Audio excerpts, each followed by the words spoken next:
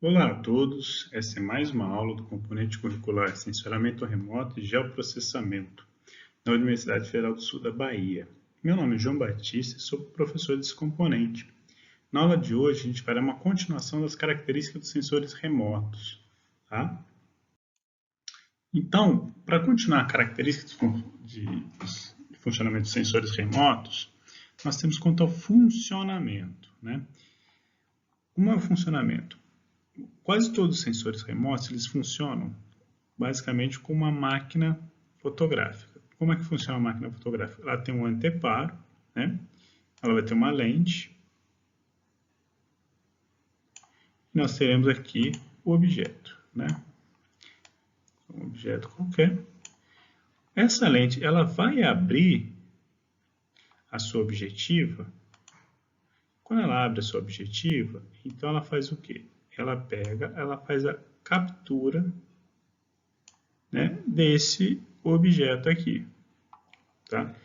O que difere uma máquina digital para uma máquina fotográfica analógica é como esse anteparo, no qual eu estou sinalizando aqui de azul, faz a captação dessa energia.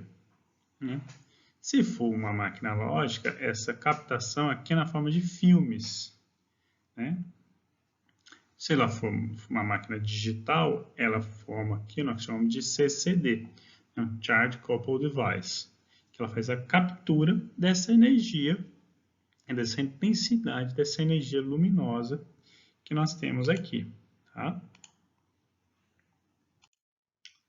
Então, como é que funciona um CCD? Né? Eles são microcircuitos, né, com coordenadas x, y, onde faz a captura dessa energia. Nós temos dois tipos básicos, nós chamamos de um formato linear e outro formato array. O formato linear é uma fileira no qual faz a captura da energia, né, e faz uma varredura dela. E o array é uma matriz, onde tem uns elementos que são fotossensíveis e capturam essa imagem. Vamos colocar um exemplo aqui como é que isso funciona. Né? No formato array, então ela tem um sensor aqui que ela faz o quê? Ela pega e faz uma varredura, pega a imagem, faz uma leitura dessa imagem como um todo. Enquanto o array faz o quê? Ela pega e faz uma captação total da nossa imagem. Então, essa é a diferenciação que nós temos entre os dois tipos de sensores. Tá? Vale muito bem lembrar aqui, com conhecimento de uma forma geral, de como funciona a máquina digital, a máquina fotográfica digital de vocês. Né? Aqui tem outros termos muito interessantes, né? As pessoas confundem. O que é um megapixel? Né? Megapixel nada mais é que a quantidade de pixels que tem na nossa imagem. Tá? Então, se ela fala que uma imagem tem 4,9 megapixels, ela tem 4,9 vezes 10 a sexta quantidade de pixels. Né? E ela é um exemplo da quantidade de pixels que nós temos na coordenada x e a quantidade de pixels que nós temos na coordenada y. Multiplicando um pelo outro, vai dar a nossa totalidade de quantidade de pixels que nós temos. É muito comum nós falarmos hoje em 4K. O que é 4K? 4K seria o quê? Nós temos 4.000 pixels dividido em um quadradinho de 1 polegada por 1 polegada. Então, nesse quadradinho de 1 polegada por 1 polegada, nós teríamos 4 vezes 10 a terceira. Tá? 4 vezes 10 a terceira, né? Dá quilos, né? Por isso nós chamamos de 4K. Tá bom? E as máquinas digitais, né, aéreas aqui não são tanto utilizadas mais, mas elas trabalham na faixa de 50.000 pixels aí, que ela trabalha uma quantidade, uma resolução, né, de espacial é muito grande, né, uma resolução de quantidade de pixels muito grande, para nós termos um grande detalhamento, né, da nossa imagem. Então, nós temos as câmeras fotográficas aqui, uma câmera fotográfica métrica aqui, nós utilizamos a bordo de aeronaves, né, onde ela é colocada, e o fundo dela faz a captação da nossa energia, né? Diferente de uma máquina profissional aí que você carrega ela, não, ela já é acoplada, né, no avião, na aeronave, para fazer isso. Temos também aqui, e um bom exemplo são os sensores a bordo de drones, né, de aeronaves não tripuladas. São sensores que estão fixos lá, que fazem também o imageamento, ou por fotografia ou por filme, né. As câmeras métricas aqui, nós fazemos o imageamento, né? Esse aqui é um formato analógico, né? A bordo do avião, o avião tem uma parte perfurada para fazer esse imageamento aqui da Terra. E como é que fica a estrutura da nossa imagem digital, né? A gente já falou um pouco sobre isso. Ela tem uma estrutura que é uma matriz de dados, né? Com dados nós dividimos na origem dele, né? Falamos de y e x divididos em linhas e colunas aqui, onde o tamanho da célula, né, que a gente chama de pixel, é a resolução que nós temos, né? Basicamente a resolução espacial que nós temos aqui. E diga-se de passagem, todas as imagens digitais são ordenadas dessa forma, inclusive a imagem que você está vendo agora, tá? Por vídeo aí. Na TV, tudo é ordenado dessa forma aqui. Então, para um exemplo aqui, nós temos uma mensagem de satélite Íconos, no centro de Buenos Aires, né? Colocou aqui, ó, uma pequena amostra aqui, né, dessa imagem. Foi feita novamente aqui, ó, um zoom dessa imagem. Esse zoom resulta aqui, ó, nesses pixels aqui. Cada pixel desse, nós teremos uma diferença, que nós dividimos ele em numérico, valores numéricos, para facilitar para a gente. Na verdade, para facilitar a questão da tonalidade, porque a imagem ela resulta em valores numéricos de intensidade, né? Se é uma imagem, nós chamamos de uma imagem de 8 bits, ela terá 256 tons de cinza, né? 256 tons da cor. No caso aqui do preto ao branco. Então, do preto aqui ao branco, nós teremos 256 tons aqui, que é uma imagem chamada de 8 bits. Então, os valores maiores, aqui, são os valores mais claros, representados aqui. Então, nós temos uma quantidade de valores mais claros aqui. Os valores mais escuros, aqui, por exemplo, 44, aqui, ó, né? Uma baixa reflexão. Então, nós dividimos dessa forma que o computador interpreta para a gente no valor numérico e transfere para a gente na forma de cores aqui para facilitar a nossa visão, né? E aqui nós temos o que nós chamamos de histograma. Nós temos uma distribuição da frequência de ocorrência desses pixels. Então, vocês podem ver que os pixels que mais ocorrem aqui, ó, estão nessa faixa, que tem maior quantidade, nessa faixa e nessa faixa aqui. Os pixels que estão nessa faixa aqui, ó, ocorrem uma única vez, ocorre uma segunda vez, uma terceira vez, né? E esses aqui ocorrem 4 vezes. Esses valores aqui ocorrem 4 vezes. Tá? Então, a partir de valores numéricos, nós podemos determinar que a média desse pequeno quadrado aqui, o valor dos pixels é de 112, a mediana é 111, o desvio padrão, né, que não é alto, é 22,5, e a quantidade de pixels que nós temos são 81 pixels aqui. Tá? A partir daquela imagem, nós temos estatísticas univariadas, né? A gente pode pegar, e agora, diferentes bandas, a gente pode trabalhar com uma banda só, mostra para diferentes bandas, né? Nós temos aqui, ó, 1, 2, 3, 4, 5 pixels, nós estamos dando como exemplo aqui, só 5 pixels. Lembrando que uma imagem pode ter mais de 50 megapixels, né? Ou seja, mais de 50 milhões de pixels aí, né? Então, nós teremos aqui, ó, as bandas, a média desses valores, média da banda 1, média da banda 2, média da banda 3, média da banda 4, só desses 5 pixels, né? Nós teremos o desvio padrão, né, que é a variação em torno, que nós temos aqui, a variância, o valor mínimo e o valor máximo. tá? São estatísticas univariadas simples que nós podemos obter. E também nós podemos obter estatísticas multivariadas, ou seja, que é a relação entre duas bandas, no caso, né? Por exemplo, aqui nós poderemos ter a matriz de variância e covariância, né? Nós pegamos as bandas aqui, tá? Onde os valores aqui da minha diagonal é os valores da minha variância, que é os valores variando em torno da minha média ao quadrado, tá? E os valores aqui fora da diagonal são os valores de covariância, tá? São os valores como elas estão diferindo uma banda da outra aqui, tá? Só que como os valores não são padronizados, eu não posso fazer uma análise de correlação, tá? E aí é outro objeto que nós podemos ter, a nossa uma imagem de correlação.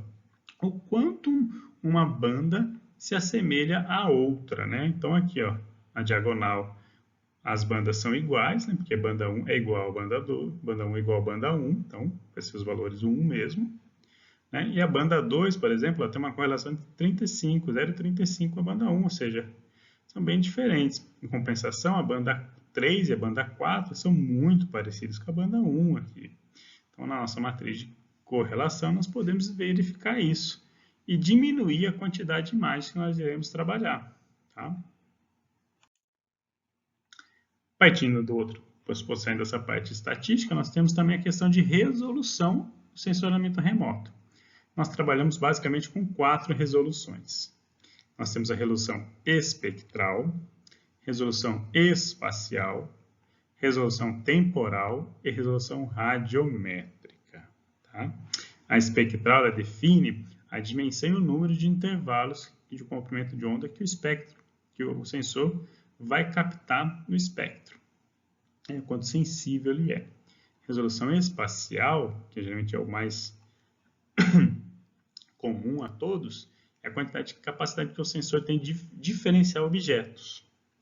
Resolução temporal é a capacidade do sensor, é a frequência que esse sensor imagia o mesmo local. Quanto tempo ele vai demorar para imagiar o mesmo local.